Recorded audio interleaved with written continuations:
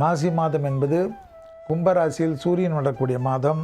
எனவே நீங்கள் தான் அதீதமான கவனத்துடன் இருப்பது மிக மிக முக்கியம் என்பதை ஞாபகத்தில் வைத்து கொள்ளுங்கள். நரம்பு, கண், ஒத்த தலைவலி, முதுகு தண்டுவடம் எல்லா விஷயத்திலும் கவனம். சட்டத்துக்கு புறம்பானவர்களுடைய நிழல் கூட அண்டாமல் பார்த்து கொள்வது, அதைவிட கவனம்.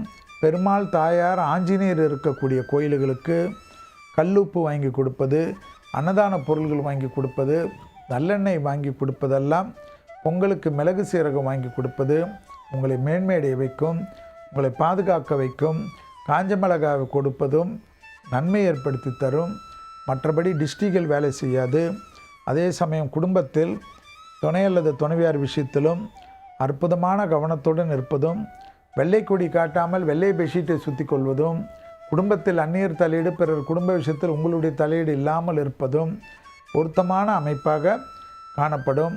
உடற்பயிற்சி கண்டிப்பாக செய்வது மன அழுத்தத்தை பரிபூர்ணமாக நிவர்த்தி ஏற்படும். தூங்குவதற்கு முன்பாக உடல் அதிகமான அயற்சியுடன் குளித்துவிட்டு தூங்குவது புத்துணர்வை ஏற்படுத்தும் என்பதை கும்பராசிக்காரர்கள் உணர்ந்து கொள்ளலாம். குடும்பத்தில் யாருடைய தலையீடு, பிறர் குடும்ப விஷயத்தில் உங்களுடைய தலையீடு கூடாது. குருபலம் அதிகமாக இருப்பதனால் நல்லது அற்புதமாக நடக்கும். சிறிது கவனமாக இருப்பது மட்டும் முக்கியமான விஷயம். கோளர் பதிகம் கேட்க கேட்க எந்த குறைபாடும் வராது.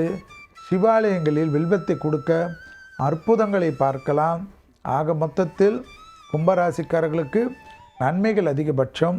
தவறு என்றால் உங்கள் மீது தான் தவறு.